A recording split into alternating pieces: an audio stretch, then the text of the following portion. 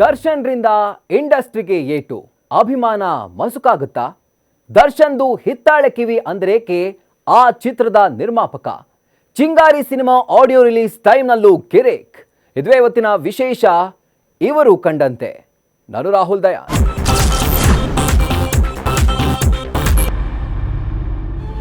ಸಜ್ಜನರ ಸಂಘ ಹೆಜ್ಜೆನ ಸವಿದಂತೆ, ದುರ್ಜನರ ಸಂಘ ಬಚ್ಚಲ ಕೊಚ್ಚೆಯಂತಿಹುದು ಸರ್ವಜ್ಞ. ಸಜ್ಜನರ ಸಂಘದಲ್ಲಿದ್ದಾಗ ಜೇನು ಸವಿದು ದುರ್ಜನರ ಸಂಘಕ್ಕೆ ಸಿಕ್ಕಿ ಜೈಲುವಾಸದ ಅನುಭವಗಳನ್ನು ಪಡಿತಾ ಇರೋ ನಟ ದರ್ಶನ್ ಬದುಕು ನಿಜಕ್ಕೂ ಸರ್ವಜ್ಞನ ಮಾತಿನಂತೆ ಆಗ್ಬಿಟ್ಟಿದೆ. ಸಿನಿಮಾದವರು, ಕುಟುಂಬದವರು, ಅಭಿಮಾನಿಗಳು ಧೈರ್ಯವಾಗಿ ದರ್ಶನ್ ಪರ ಮಾತನಾಡೋದಕ್ಕೂ ಉಗುಳು ನುಂಗುವಂತಾಗಿದೆ. ಈ ಕೊಲೆ ಪ್ರಕರಣ ಹೊರಬಂದ ಮೇಲೆ ಇಂಡಸ್ಟ್ರಿಯ ಹಲವರು ದರ್ಶನ್ ಗಲಾಟೆ ಪ್ರಸಂಗಗಳನ್ನು ಬಹಿರಂಗವಾಗಿ ಹೇಳ್ತಿದ್ದಾರೆ. ದರ್ಶನ್ ಶೂಟಿಂಗ್ ಟೈಮ್ನಲ್ಲಿ ಕೊಟ್ಟ ತೊಂದರೆ ಬಗ್ಗೆ ಹೇಳ್ತಿದ್ದಾರೆ. ಚಿಂಗಾರಿ ನಿರ್ಮಾಪಕರು ಈಗ ಸತ್ಯ ಹೊರಹಾಕಿದ್ದಾರೆ.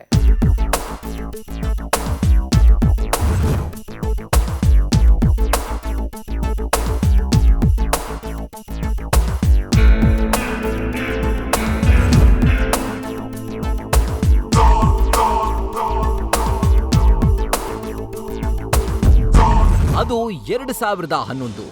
ದರ್ಶನ್ ಪತ್ನಿ ಮೇಲೆ ಹಲ್ಲೆ ಮಾಡಿ ಜೈಲು ಸೇರಿದ್ದ ಟೈಮ್. ಆ ಒಂದು ಆರೋಪದಿಂದ ದರ್ಶನ್ ಕರಿಯರ್ಗೆ ಭಾರಿ ಏಟು ಬೀಳುತ್ತೆ ಅಂತ ಗಾಂಧಿನಗರವೆಲ್ಲ ಗುಮಾನಿ ಎದ್ದಿತ್ತು. ಬಟ್ ಅದೇ ಸಮಯಕ್ಕೆ ದರ್ಶನ್ ಬದುಕಿಗೆ ತಮ್ಮ ದಿನಕರ್ ತೂಗುದೀಪ ಸಾರಥಿಯಾಗಿ ಬಂದು ಮತ್ತೆ ಬೂಸ್ಟ್ ಕೊಟ್ಟಿದ್ರು.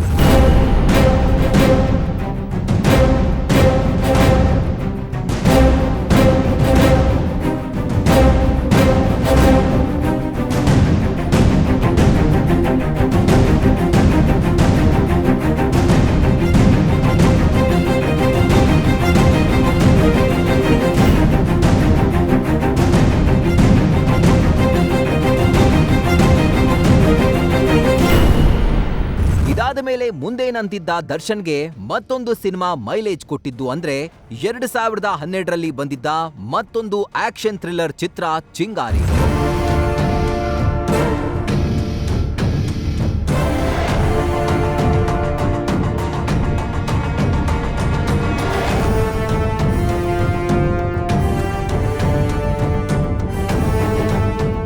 ಈಗ ಈ ಸಿನಿಮಾಗಳ ವಿಷಯ ಯಾಕೆ ಅನ್ನೋ ಡೌಟ್ ನಿಮಗೆ ಬಂದಿರಬಹುದು. ಸಾರಥಿ ಸಿನಿಮಾ ದರ್ಶನ್ ಕರಿಯರ್ಗೆ ಪುನರ್ಜನ್ಮ ಕೊಟ್ಟ ಸಿನಿಮಾ ನಿಜ. ಬಟ್ ಚಿಂಗಾರಿ ದರ್ಶನ್ ರಲ್ಲಿನ ಮುಂಗೋಪ ಮತ್ತೆ ಪುನರ್ಜನ್ಮ ಪಡೆದಿದೆ ಅಂತ ತೋರಿಸಿದ್ದ ಸಿನಿಮಾ.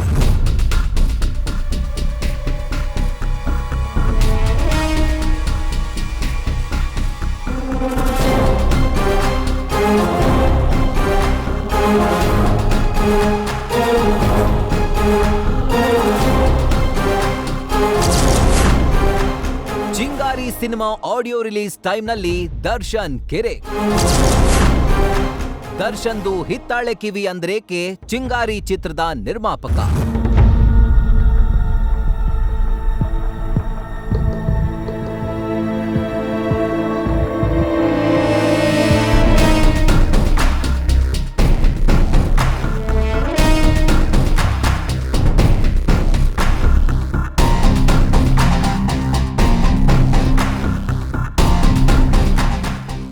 ಸಿನಿಮಾಗೆ ಬೆನ್ನೆಲುಬು, ಕಲಾವಿದರಿಗೆ ಅನ್ನ ಹಾಕುವವರು ನಿರ್ಮಾಪಕರು.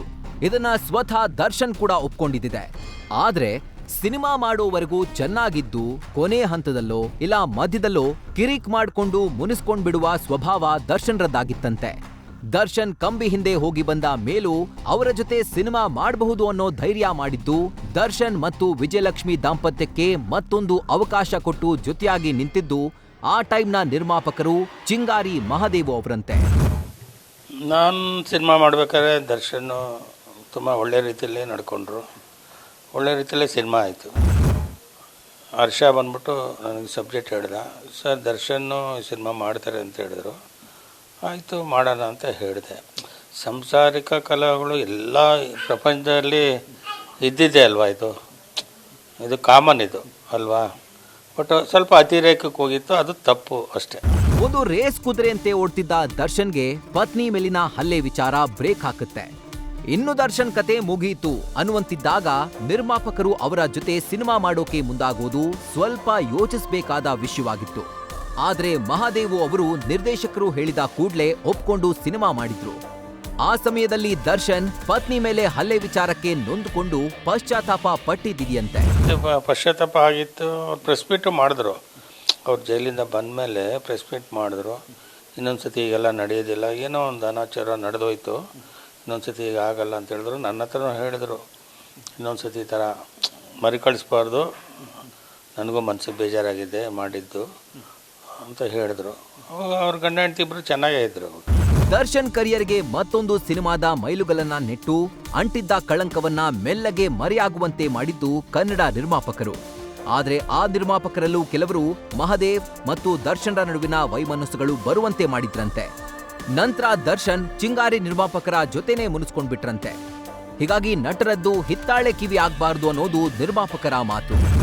ಮನಸ್ತಾಪ ಗೊತ್ತಲ್ಲ, ವ್ಯಾಪಾರ ಬಿಸ್ನೆಸ್ ಹಣಕಾಸಿನ ಇದರಲ್ಲಿ ಇದ್ದಿದ್ದೇ ಇದು ಅಲ್ವಾ. ಆಮೇಲೆ ನಮ್ಮ ಇಂಡಸ್ಟ್ರಿಯಲ್ಲಿ ಒಂದು ಶಾಪ ಇದೆ, ಯಾರೋ ಈ ಹೀರೋ ಹತ್ರ ಒಬ್ಬ ಪ್ರೊಡ್ಯೂಸರ್ ಚೆನ್ನಾಗಿದ್ದಾಗ ಇನ್ನೊಬ್ಬ ಏನೋ ಒಂದು ಹೇಳೋದು, ಆ ಪ್ರೊಡ್ಯೂಸರ್ ಮೇಲೆ ತಪ್ಪು ಹೇಳೋದು, ಅದನ್ನು ಹೀರೋ ಕೇಳೋದು. ಹೀರೋ ಯಾವತ್ತೂ ಹಿತ್ತಾಳೆ ಕಿವಿ ಆಗಬಾರ್ದು. ಹೀರೋಗಳು ಯಾವತ್ತೂ ಯಾರೇ ಏನೇ ಹೇಳಿದ್ರು ಯೋಚನೆ ಮಾಡಬೇಕು. ಕೆಲವು ನಾನು ಎಲ್ಲ ಪ್ರೊಡ್ಯೂಸರ್ ಅಂತ ಹೇಳಲ್ಲ, ಒಂದು ಇಬ್ಬರು ಇದ್ದಾರೆ, ಒಂದು ಇಬ್ಬರು ಮೂವರು ಪ್ರೊಡ್ಯೂಸರ್ಸ್ ಇದ್ದಾರೆ. ಆ ಥರ ಸುಮ್ಮನೆ ಅವ್ರ ಮೇಲೆ ಹೇಳೋದು, ಇವ್ರ ಮೇಲೆ ಹೇಳೋದು.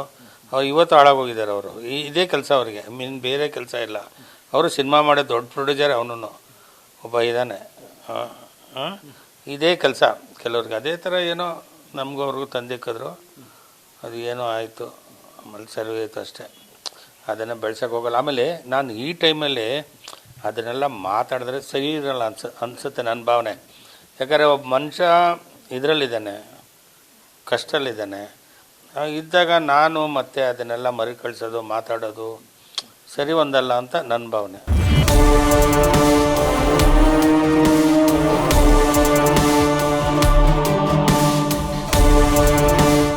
ನಟ ದರ್ಶನ್ ಸಂಕಷ್ಟದಿಂದ ಹೊರಬಂದ್ರು ಅಂದ್ರೆ ಹಳೆಯದನ್ನೆಲ್ಲ ಮರ್ತು ಬಿಡ್ತಾರಂತೆ. ಸಹಾಯಕ್ಕೆ ನಿಂತವರ ಮೇಲೆ ಮುನಿಸಿನ ಅಸ್ತ್ರ ಪ್ರಯೋಗಿಸ್ತಾರೆ ಅನ್ನೋದು ಇಂಡಸ್ಟ್ರಿಯ ಮಾತು. ಅವರ ಹತ್ರ ಯಾರ್ ಏನೇ ಹೇಳಿದ್ರು ಕೇಳಿಬಿಡ್ತಿದ್ರಂತೆ. ಹಾಗೆ ದರ್ಶನ್ಗೆ ಯೋಚನೆ ಮಾಡುವ ಶಕ್ತಿ ಇಲ್ಲ ಅಂತ ಚಿಂಗಾರಿ ನಿರ್ಮಾಪಕರು ಹೇಳಿದ್ದಾರೆ. ಇಲ್ಲ, ಅವ್ರದ್ದು ದರ್ಶನ್ ಅವ್ರದ್ದು ಒಂದು ಏನಪ್ಪ ಅಂದರೆ, ಯಾರೇ ಏನೇ ಹೇಳಿದ್ರು ಅವ್ರು ಇಮ್ಮಿಡಿಯೇಟಾಗಿ ನಂಬ್ತಾರೆ. ಅದು ಅವ್ರನ್ನ ಇಲ್ಲಿವರೆಗೂ ತಗೊಂಬಂತು. ಅವ್ರು ಯೋಚನೆ ಮಾಡೋದು ಶಕ್ತಿ ಇಲ್ಲ ಅವ್ರಿಗೆ ಈಗ ಹೇಳಿದ್ದಾರೆ, ನಾನು ಹೀಗೆ ಮಾತಾಡಿದ್ರೆ ಇದು ಆಗುತ್ತಾ, ನಾನು ಈ ಸ್ಟೆಪ್ ತೊಗೊಂಡ್ರೆ ಅದು ರಾಂಗ್ ಆಗುತ್ತಾ ಏನು ಅನ್ನೋದನ್ನ ಯೋಚನೆ ಮಾಡಿಲ್ಲ. ಅದು ಅತಾಚುರ್ಯ ಇಲ್ಲಿವರೆಗೂ ತಂದಿದೆ ಅಷ್ಟೇ. ದರ್ಶನ್ ಅವರ ಸುತ್ತಮುತ್ತ ಇರೋರು ಒಬ್ಬರೂ ಸರಿ ಇಲ್ಲ. ನಿರ್ಮಾಪಕ ಮಹಾದೇವ್ ಪುತ್ರ ಮನು ಕಂಡಂತೆ ದರ್ಶನ್ ಹೇಗಿದ್ರು?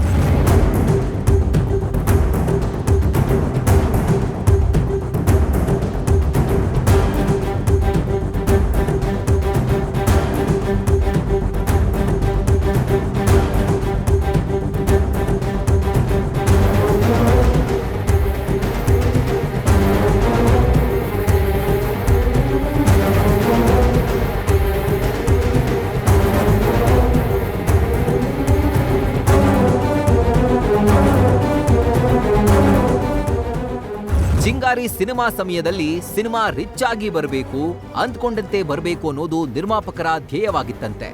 ಅದಕ್ಕಾಗಿ ಸ್ವಿಟ್ಜರ್ಲ್ಯಾಂಡ್ನಲ್ಲಿ, ಬ್ಯಾಂಕಾಕ್ನಲ್ಲೂ ಶೂಟಿಂಗ್ ಮಾಡಿ ಸಿನಿಮಾವನ್ನ ರಿಚ್ ಆಗಿ ತೆಗೆದಿದ್ರಂತೆ. ಬಟ್ ಸಿನಿಮಾ ಶುರುವಿನಿಂದಲೂ ಚೆನ್ನಾಗಿದ್ದ ದರ್ಶನ್ ಆಡಿಯೋ ಲಾಂಚ್ ಸಮಯದಲ್ಲಿ ವೈಮನಸ್ಸುಗಳು ಶುರುವಾದುವಂತೆ. ಇದನ್ನ ಚಿಂಗಾರಿ ಸಿನಿಮಾದ ಕಾರ್ಯಕಾರಿ ನಿರ್ಮಾಪಕರಾದ ಮಹಾದೇವು ಅವರ ಪುತ್ರ ನ್ಯೂಸ್ ಫಸ್ಟ್ ಜೊತೆ ಹಂಚಿಕೊಂಡಿದ್ರು. ನನ್ನ ಸಿನಿಮಾಗೆ ಸಂಬಂಧಪಟ್ಟಂಗೆ ಡೇ ಒನ್ ಇಂದ ಟಿಲ್ ಆಡಿಯೋ ಲಾಂಚ್ ಎಲ್ಲ ಮುಗಿಯೋವರೆಗೂ ಯಾವುದೇ ಥರ ತೊಂದರೆ ಆಗಲಿಲ್ಲ. ಅಂದರೆ ಏನಂದರೆ ಒಂದು 30 days ಜೈಲಿಗೆಲ್ಲ ಹೋಗಿದ್ದ, ಅವಾಗೆಲ್ಲ ಶೂಟಿಂಗ್ ಪ್ಯಾಕಪ್ ಆಯ್ತು, ಅದೊಂದು ಸ್ವಲ್ಪ ತೊಂದರೆ ಆಗಿದ್ದು ಬಿಟ್ಟರೆ ಆ ವ್ಯಕ್ತಿಯಿಂದ ಯಾವುದೇ ಥರ ಸೆಟ್ಟಲ್ ಆಗಿರ್ಬೋದು, ಇನ್ನೊಂದಾಗಿರ್ಬೋದು ತೊಂದರೆ ಆಗಿಲ್ಲ. ನೀಟಾಗಿ ಶೂಟಿಂಗ್ ಮಾಡಿದ್ರು. ಸ್ವಿಟ್ಜರ್ಲ್ಯಾಂಡಲ್ಲಿ ಶೂಟಿಂಗ್ ಮಾಡಿದ್ವಿ. ಎಷ್ಟು 28 days ಸ್ವಿಟ್ಜರ್ಲ್ಯಾಂಡಲ್ಲಿ ಶೂಟ್ ಮಾಡಿದ್ದು. 28 days ಸ್ವಿಟ್ಜರ್ಲ್ಯಾಂಡಲ್ಲಿ ಶೂಟ್ ಮಾಡಿದ್ವಿ. ಬ್ಯಾಂಕಾಕಲ್ಲಿ 5 days 10 days ಅಲ್ಲಿ ಶೂಟ್ ಮಾಡಿದ್ವಿ. ನನಗೆ ಅದು ಮರ್ತಿದೆ. ಅಲ್ಲೆಲ್ಲ ಮಾಡಿದಾಗ ಯಾವುದೇ ಥರ ಆಗಲಿ ಇನ್ನೊಂದಾಗಲಿ ಮನುಷ್ಯ ಮಾಡಲಿಲ್ಲ. ಆಯಿತು. ಆಫ್ಟರ್ ಆಡಿಯೋ ಲಾಂಚ್ ನೀವು ಹೇಳಿದಾಗ ಒಂದು ಸ್ವಲ್ಪ ಮಾತುಕತೆಗಳಾಯಿತು. ಮಾತುಗಳು ವಿಕೋಪಕ್ಕೆ ಹೋದಾಗ ಅದು ಬಿಟ್ಟರೆ ಬೇರೆ ಥರ ಯಾವತ್ತೇ ಆಗಲಿ ನಮ್ಮ ಸೆಟ್ಟಲ್ಲಿ ಯಾವತ್ತು ಒಂದಿನನೂ ಆ ಮನುಷ್ಯ ತೊಂದರೆ ಕೊಟ್ಟಿರೋದಾಗಲಿ ಇಲ್ಲ ಯಾರಿಗೋ ಹೊಡೆಯೋದಾಗಲಿ ಇನ್ನೊಂದಾಗಲಿ ಮಾಡಿಲ್ಲ.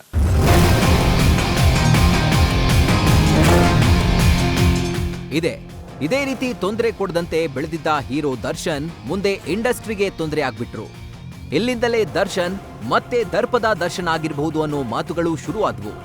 ಇದು ನಿಜ ಅನ್ನೋದಕ್ಕೆ ಎಷ್ಟೋ ಸಾಕ್ಷಿಗಳನ್ನ ಸಿನಿಮಾದವರು ಹತ್ತಿರದಿಂದ ನೋಡಿದ್ರು. ಈಗ ರೇಣುಕಾಸ್ವಾಮಿ ಕೊಲೆಯಿಂದ ಇಡೀ ದೇಶವೇ ಅಚ್ಚರಿಯಿಂದ ನೋಡ್ತಾ ಇದೆ. ದರ್ಶನ್ರನ್ನ ಈತ ರೀಲ್ನಲ್ಲಿ ಹೀರೋ, ರಿಯಲ್ ಆಗಿ ವಿಲನ್ ಅಂತ ಕೇವಲವಾಗಿ ನೋಡ್ತಿದೆ.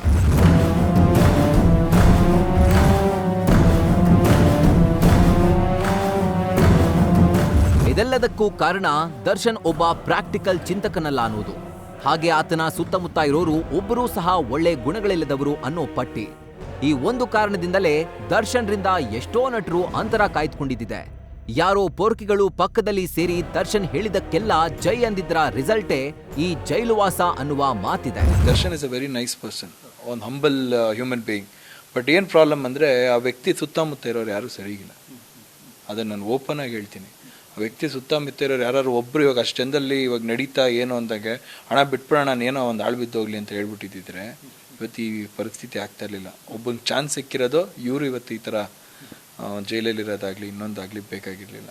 ನೀನು ಮಾಡಿದ್ದೇ ರೈಟು ಅಂದಾಗ ಒಬ್ಬ ಮನುಷ್ಯನ ನಾವು ಹಾಳು ಮಾಡ್ದಂಗೆ ಅದು ತಪ್ಪು ಮಾಡ್ತಿರೋ ತಪ್ಪು ಅನ್ಬೇಕು, ಕರೆಕ್ಟ್ ಆಗಿದ್ರೆ ಕರೆಕ್ಟ್ ಅನ್ಬೇಕು. ಆ ಥರ ಒಂದು ಸರ್ಕಲ್ನ ನಾವು ಬೆಳೆಸ್ಕೋಬೇಕು. ಅದಿಬ್ಬರು ಆಗಿರ್ಬೋದು, ಆ ಥರ ಒಳ್ಳೆ ಸರ್ಕಲ್ನ ನಾವು ಬೆಳೆಸ್ಕೋಬೇಕು. ಅದು ಒಂದು ಮಿಸ್ಟೇಕ್ ಆಗಿದೆ ಅಂತ ನನ್ನ ಭಾವನೆ ಸರ್. ಅಂದರೆ ನೇರವಾಗಿ ದರ್ಶನ ಏನೇ ಹೇಳಿದ್ರು ಕೇಳ್ಬಿಡ್ತಾರೆ, ನಂಬಿಡ್ತಾರೆ, ಎಲ್ಲ ನಂಬಿಡ್ತಾರೆ ಅನ್ನೋದಕ್ಕಿಂತ ಆ ಮನುಷ್ಯನಿಗೆ ಒಳ್ಳೇದು ಯಾವುದು ಕೆಟ್ಟದ್ದು ಯಾವುದು ಅಂತ ಗೊತ್ತಾಗಲ್ಲ. ಫಸ್ಟು ಆ ಒಂದು ಹುಮ್ಮಸ್ಸಲ್ಲಿ ಒಂದು ಏನಾದರೂ ಇವಾಗ ಹೇಳಿದ್ರೆ ಯಾರೋ ಡ್ರಿಂಕ್ಸ್ ಮಾಡಿದ್ರು, ಅಲ್ಲಿ ಪಾರ್ಟಿಲಿದ್ರು, ಇದು ಆ ಹುಮ್ಮಸ್ ಇರುತ್ತಲ್ಲ, ಆ ಹುಮ್ಮಸ್ಸಲ್ಲಿ ಅದು ಯಾವಾಗಲೂ ಒಂದು ಹೇಳ್ತಾರೆ ಇಂಗ್ಲೀಷಲ್ಲಿ, when you are angry don't take any decisions, when you are happy something like that ಅಂತ. ಸೊ ಈ ಥರ ಒಂದೊಂದು ಪ್ರಾಬ್ಲಮ್ಗಳು ಆಗುತ್ತೆ. ಹಾಗಾಗಿ this is the ultimate result. ರಾತ್ರಿ ಕುಡಿದು ಮಾಡಬಾರ್ದು ಮಾಡಿ ಬೆಳಗ್ಗೆ ಫೀಲ್ ಆದ್ರೆ ದಡ್ಡತನ. ವಿವಾದಗಳ ಪಾಶ ಎಷ್ಟು ಬಾರಿ ಎಚ್ಚರಿಸಿದ್ರೂ ಎಚ್ಚೆತ್ತುಕೊಳ್ಳದ ನಟ.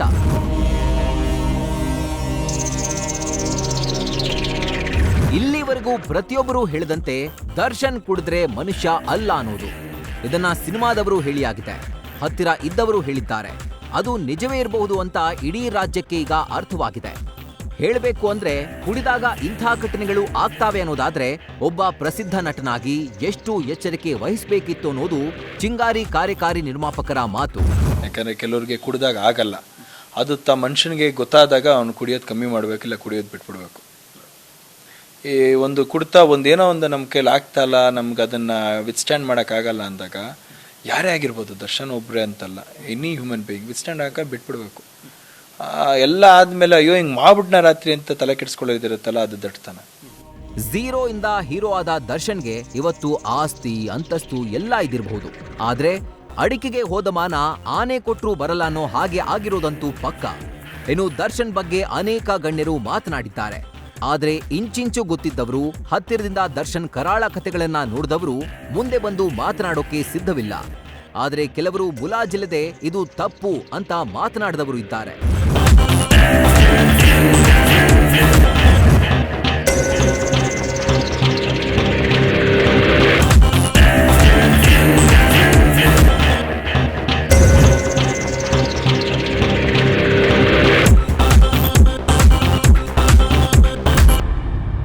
ಅಡಿಕೆಗೆ ಹೋದ ಮಾನ ಆನೆ ಕೊಟ್ರೂ ಬರಲ್ಲ ಅನ್ನೋ ಹಾಗೆ ದರ್ಶನ್ ಹೆಸರಿಗೆ ಕುತ್ತು ಬಂದೊದಗಿದೆ. ತನ್ನ ನಟನಾ ಬದುಕಿಗೆ ಇಂಥವು ಯಾವತ್ತಿದ್ರೂ ಕೊಡ್ಲಿ ಏಟು ಅಂತ ಗೊತ್ತಿದ್ರು ಪದೇ ಪದೇ ವಿವಾದದ ಹುತ್ತಕ್ಕೆ ಕೈ ಹಾಕುವ ದರ್ಶನ್ ಯಾಕೆ ಎಚ್ಚರಿಕೆ ವಹಿಸಿಲ್ಲ? ಸಿನಿಮಾದವರನ್ನ ತನ್ನವರನ್ನ ಎದುರಾಕೊಂಡು ಏನನ್ನ ಸಾಧಿಸೋಕೆ ಹೊರಟಿದ್ರು ಅನ್ನೋದು ಯಾರಿಗೂ ಅರ್ಥವಾಗಿಲ್ಲ. ಈಗ ಪ್ರತಿಯೊಬ್ಬರ ಬಾಯಲ್ಲೂ ಬರುವ ಮಾತುಗಳಂದ್ರೆ ದರ್ಶನ್ ಹೀಗಿದ್ದವನಲ್ಲ, ಜೊತೆ ಸೇರಿದವರೇ ಕೆಡಿಸ್ಬಿಟ್ರು ಅನ್ನೋದು ಮಾತ್ರ.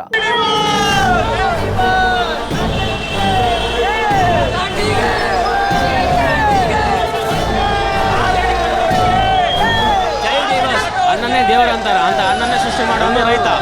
ಜೈ ಡಿ ಬಾಸ್, ಜೈ ಡಿ ಬಾಸ್, ಜೈ ಡಿ ಬಾಸ್.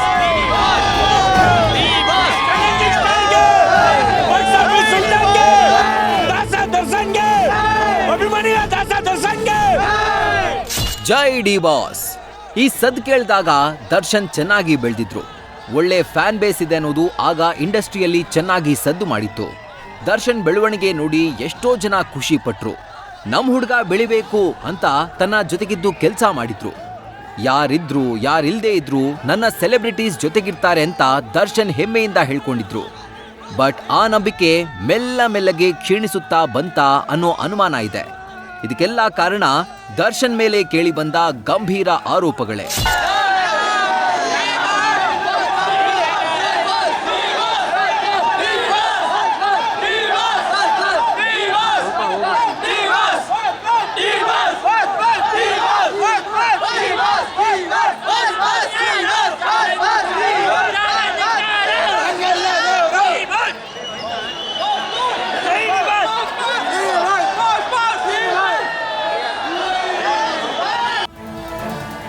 ದರ್ಶನ್ ರಿಂದ ಇಂಡಸ್ಟ್ರಿಗೆ ಏಟು, ಅಭಿಮಾನ ಮಸುಕಾಗುತ್ತಾ?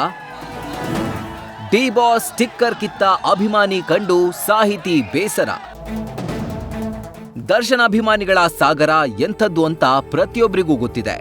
ಇಂಡಸ್ಟ್ರಿಯಲ್ಲಿ ಅವರಿಗಿಂತ ಅಭಿಮಾನಿ ಬಳಗ ಯಾರಿಗೂ ಇಲ್ಲ ಅನ್ನೋ ಮಾತಿದೆ.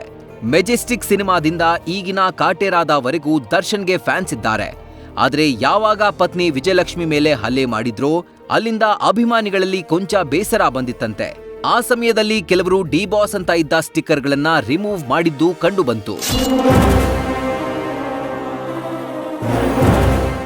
ಇದೇ ಒಂದು ಸೀನ್ ಇನ್ನೂ ಇರೋ ಅಭಿಮಾನಿಗಳನ್ನ ಸೇರಿ ಕೆಲ ಸಿನಿಮಾ ತಂತ್ರಜ್ಞರನ್ನ, ಸಾಹಿತಿಗಳಿಗೂ ನೋವುಂಟು ಮಾಡಿದ್ಯಂತೆ. ಧಾರಾವಾಹಿಗಳಿಂದ ಸಿನಿಮಾದವರೆಗೆ ದರ್ಶನ್ ಬೆಳೆದ ಬೆಳವಣಿಗೆ ನೋಡ್ಕೊಂಡು ಬಂದವರಿಗೆ ಇದು ನಿಜಕ್ಕೂ ಆಘಾತ ಅನ್ಸಿದೆ ಅಂತ ದರ್ಶನ್ ಕರಿಯರ್ನಲ್ಲೇ ಬಿಗ್ಗೆಸ್ಟ್ ಮ್ಯೂಸಿಕಲ್ ಹಿಟ್ ಕೊಟ್ಟ ಗಜಾ ಸಿನಿಮಾದ ಸಾಹಿತಿ ಸರಸ್ವತಿ ಪುತ್ರ ವಿ ನಾಗೇಂದ್ರ ಪ್ರಸಾದ್ ನೆನಪು ಮಾಡ್ಕೊಂಡ್ರು. ಇಲ್ಲಿ ತನಕದ ದರ್ಶನ್ ಬೆಳವಣಿಗೆ ಇದೆಯಲ್ಲ, ನಮಗೇನು ಆಸೆ ಅಂದ್ರೆ ನಮ್ಮ ಹೀರೋ, ನಾವು ಮೊದಲ ಸಿನಿಮಾಗೆ ನಾನು ಹಾಡು ಬರದೆ ಮತ್ತು ಸ್ಕ್ರಿಪ್ಟ್ ಅಲ್ಲಿದ್ದೆ, ನಾವು ಬೆಳೆಸಿದಂತ ಹೀರೋ. ಇಷ್ಟುವರೆಗೆ ಕೆಲಸ ಮಾಡ್ತಾ ಬಂದಿದ್ದೀವಿ. ಪ್ರತಿ ಸಲ ಅವರ ಇನ್ನಷ್ಟು ಎತ್ತರಕ್ಕೆ ಹೋಗ್ಲಿ ಅನ್ನುವ ಆಶೆ ಇಟ್ಕೊಂಡೆ ಕೆಲಸ ಮಾಡಿದ್ವಲ್ಲ ಅಂತ ಹೀರೋ. ನನಗೆ ಮೊನ್ನೆ ಒಂದು ಸೋಷಿಯಲ್ ಮೀಡಿಯಲ್ಲಿ ನೋಡ್ತಾ ಒಬ್ಬ ಅಭಿಮಾನಿ ತನ್ನ ಬೈಕ್ನ ಹಿಂದೆ ಡಿ ಬಾಸ್ ಅಂತ ಬರ್ಕೊಂಡಿದ್ದಾನೆ. ಅದನ್ನ ಕಿತ್ತಾಕ್ತಾ ಇದ್ದಾನೆ ತಾನೇ. ಆಡಿಯೋ ಬಹುಶಃ ನೋಡಿರ್ತೀವಿ ಬಹಳ ಜನ. ನನಗೆ ಆ ಕ್ಷಣ ತುಂಬಾ ಬೇಸರ ಆಗಿದೆ. ಎಷ್ಟೋ ಸಿನಿಮಾಗಳಿಗೆ ಸಾಹಿತ್ಯ, ಸ್ಕ್ರಿಪ್ಟಿಂಗ್ ನಲ್ಲಿ ಭಾಗಿಯಾಗಿ ದರ್ಶನ್ ಜೊತೆ ಇರ್ತಿದ್ದ ವಿ ನಾಗೇಂದ್ರ ಪ್ರಸಾದ್ ದರ್ಶನ್ ಒಂದು ಕೊಲೆ ಮಾಡುವ ಹಂತಕ್ಕೆ ಹೋಗ್ತಾರೆ ಅಂತ ಊಹಿಸಿರಲಿಲ್ಲ ಎಂದಿದ್ದಾರೆ. ಕೊಲೆ ಕೇಸ್ನಲ್ಲಿ ದರ್ಶನ್ ಅರೆಸ್ಟ್ ಆಗಿದ್ದು ಆಘಾತ ಉಂಟು ಮಾಡಿದ್ಯಂತೆ. ಲಕ್ಷಾಂತರ ಅಭಿಮಾನಿಗಳನ್ನ ಪಡೆದ ಯೋಗ ದರ್ಶನ್ಗೆ ಇದೆ. ಆದ್ರೆ ಈ ಕೊಲೆ ಕೇಸ್ನಲ್ಲಿ ಭಾಗಿಯಾಗಿರೋದು ನಿಜಕ್ಕೂ ಆಘಾತ, ನೋವು ಒಂದೇ ಬಾರಿ ಆಗಿದ್ಯಂತೆ.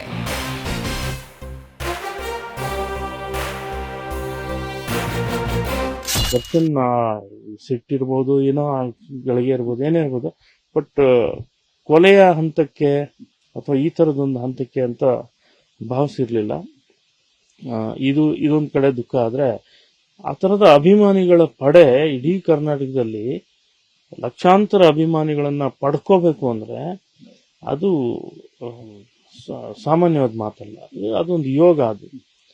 ಆ ಯೋಗ ಬಂದಿರುವಂತ ದರ್ಶನ್ ಈ ಸ್ಥಿತಿಯಲ್ಲಿರೋದು ನಿಜಕ್ಕೂ ದುಃಖ ಆಗುತ್ತೆ. ನಾಗೇಂದ್ರ ಪ್ರಸಾದ್ ದರ್ಶನ್ ಸಿನಿಮಾಗಳಿಗೆ ಬೆಸ್ಟ್ ಸಾಹಿತ್ಯ ಕೊಟ್ಟವರು. ಅದರಲ್ಲಿ ಬಿಗ್ಗೆಸ್ಟ್ ಹಿಟ್ ಗಜಾ ಸಿನಿಮಾದ ಹಾಡುಗಳು ಅಂದ್ರೆ ಈಗಲೂ ಬೆಸ್ಟ್ ಆಲ್ಬಮ್ ಅಂತಾರೆ. ಅದು ದರ್ಶನ್ಗೆ ಮತ್ತೊಂದು ಮೈಲಿಗಲ್ಲಿನ ಸಿನಿಮಾ.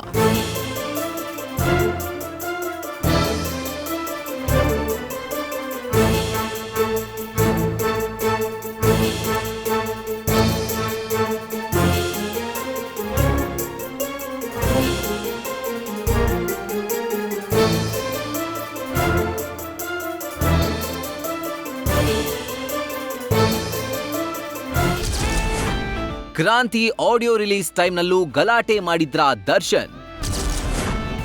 ಗುಡ್ ಬಾಯ್ ಆಗಿದ್ದ ದರ್ಶನ್ ಕೋಪದಿಂದಲೇ ಬ್ಯಾಡ್ ಬಾಯ್ ಆದ.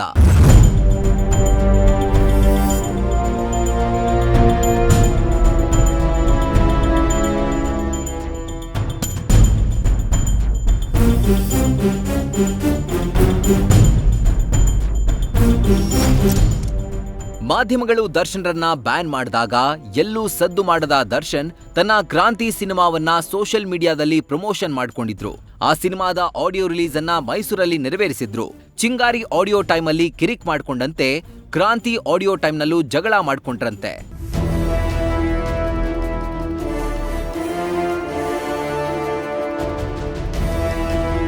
ಮೈಸೂರಲ್ಲಿ ಕ್ರಾಂತಿ ಆಡಿಯೋ ರಿಲೀಸ್ ದಿವಸ ಅವತ್ತೊಂದೇನೋ ಗಲಾಟೆ ಆಯ್ತಲ್ಲಿ. ಜೊತೆಯಲ್ಲಿದ್ವಿ ಎಲ್ಲಿವರೆಗೂ ಅಂದ್ರೆ ನಾನು ಮುಂಚೆ ಹೋಗಿದ್ದೆ, ಅವರೆಲ್ಲ ಹಿಂದೆ ಬಂದ್ರು. ನಾನು ಹರಿಕೃಷ್ಣ ಅವರು ಇದ್ವಿ, ಒಂದ್ ಸ್ವಲ್ಪ ಹೊತ್ತು ಕೂತಿದ್ವಿ. ಇವರೆಲ್ಲ ಬಂದ್ರು, ಒಂದು ಅರ್ಧ ಗಂಟೆ ಮಾತಾಡ್ಕೊಂಡು ತಮಾಷೆ ಮಾಡ್ಕೊಂಡು ನಾನು ಅಲ್ಲಿಂದ ಹೊರಟು ಬಂದ್ಬಿಟ್ಟೆ. ಅದರ ನಂತರ ಗಲಾಟೆ ಆಗಿದೆ. ದರ್ಶನ್ ಆರಂಭಿಕ ದಿನಗಳಲ್ಲಿ ಅವಕಾಶಗಳ ಕೊರತೆ ಇದ್ದದ್ದು ನಿಜ. ಆ ಸಮಯದಲ್ಲಿ ದರ್ಶನ್ ಬೆನ್ನಿಗೆ ಯಾರೂ ನಿಂತಿರಲಿಲ್ಲ ಅನ್ನೋದು ನಿಜ. ಒಬ್ಬ ಮೇರು ಖಳನಟನ ಮಗನಿಗೆ ಸಿನಿಮಾದಲ್ಲಿ ಅವಕಾಶಕ್ಕೆ ಕೊರತೆ ಇದೆಯಲ್ಲ ಅನ್ನೋ ಕೋಪ, ಅವಕಾಶಗಳನ್ನ ಹುಟ್ಟಿಸ್ಕೊಂಡು ಬೆಳೆದು ಹೀಯಾಳಿಸಿದವರನ್ನೆಲ್ಲ ಕೇವಲವಾಗಿ ನೋಡೋ ಕೋಪ ದರ್ಶನ್ದು ಅನ್ನೋ ಮಾತುಗಳಿವೆ.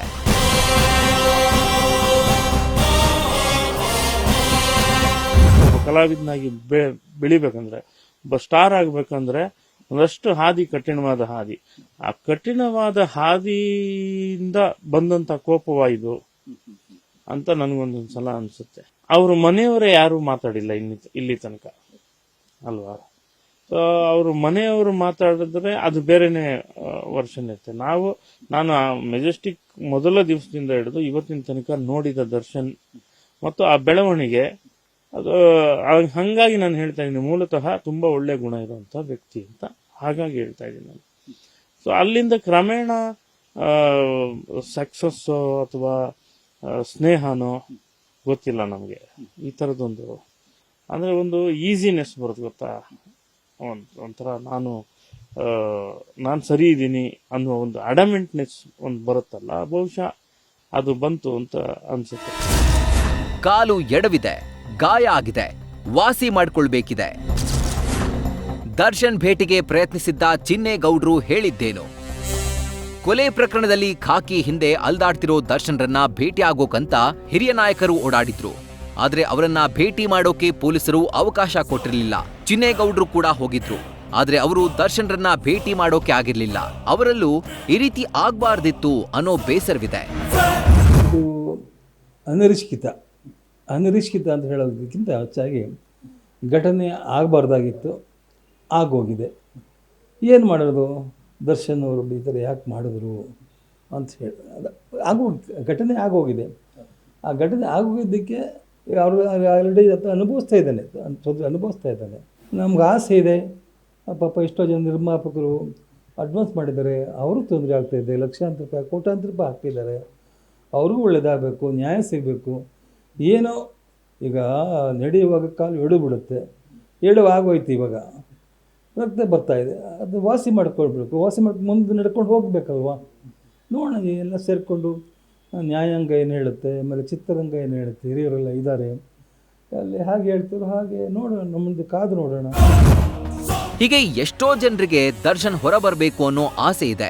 ಆದ್ರೆ ಅವರು ಸಿಕ್ಕೊಂಡಿರೋದು ಒಂದು ಮರಣ ಶಾಪದ ಕೂಪದಲ್ಲಿ ಅನ್ನೋದು ಅವರಿಗೂ ಗೊತ್ತಿದೆ. ಒಟ್ನಲ್ಲಿ ಸಿನಿಮಾದವರು ಹತ್ತಿರದಿಂದ ನೋಡಿದ ದರ್ಶನ್ ಬೇರೆ, ಈಗ ಇರುವ ದರ್ಶನ್ ಬೇರೆ ಅನ್ನೋದಕ್ಕೆ ಇವರು ಕಂಡಂತೆ ಹೇಳಿಕೆಗಳೇ ಸಾಕ್ಷಿ.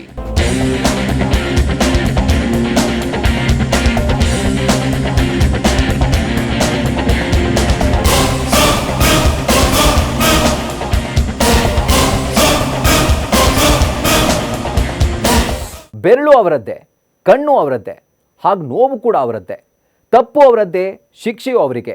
ಆದರೆ ಮಧ್ಯದಲ್ಲಿ ನಲುಗ್ತಿರೋದು ಮಾತ್ರ ಫ್ಯಾನ್ಸು, ನಿರ್ಮಾಪಕರು, ಸಿನಿಮಾ ತಂತ್ರಜ್ಞರು. ಈ ಪ್ರಕರಣದ ಅಂತ್ಯ ಹೇಗಿರುತ್ತೆ ಅನ್ನೋ ಊಹೆ ಕೂಡ ಇಂಡಸ್ಟ್ರಿಗೆ ಕಷ್ಟವಾಗಿದೆ. ಇದಾಗಿತ್ತು ಹೊತ್ತಿನ ವಿಶೇಷ. ಕ್ಷಣ ಕ್ಷಣದ ಮಾಹಿತಿಗಾಗಿ ನೋಡ್ತಾ ಇರಿ ನ್ಯೂಸ್ ಫಸ್ಟ್, ನಿರ್ಭೀತಿಯಿಂದ ನಿಮ್ಮ ಪರವಾಗಿ.